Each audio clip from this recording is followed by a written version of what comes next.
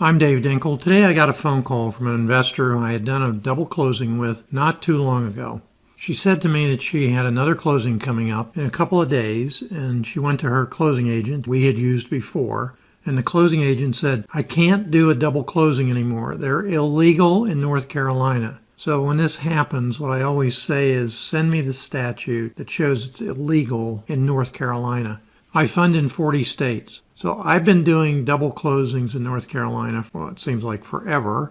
So what happens is that investor sent me an email, and it had in there an article, made it into what's called a tiny URL. And you'll see on the screen below me the URL that you can go, you have to type it in, go there, and you actually get the report.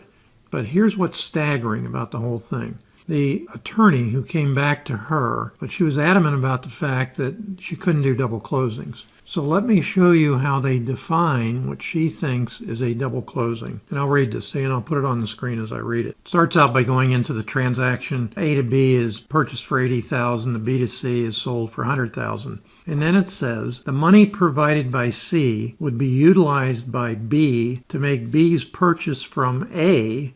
B would provide no independent funding.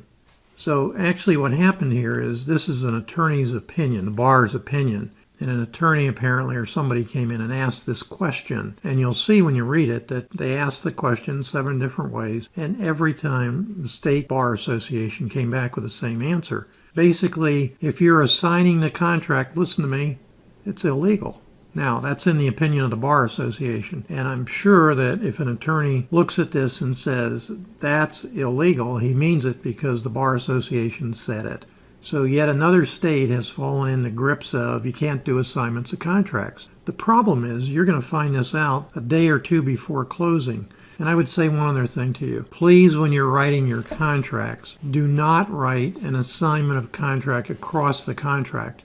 When you submit your contract to the closing attorney and you have an assignment of contract signed by the original seller and you submit some sort of purchase agreement by the end buyer, but what happens is the closing agent gets it and says, I can't do this. You have to have an A to B signed contract and a B to C signed contract because you can't do assignments. Now, more and more states are falling in line with the same strategy. And I think the drumbeat has been with the National Association of Realtors, where they said, it's not fair. These investors are coming in, they have no money in the transaction, they're using the end buyer's funds. It's not fair. And ironically, more and more states are going along with it. So what is your option?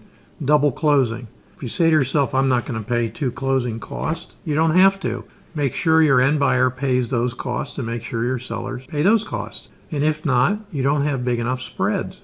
You need to get a bigger buyer's list.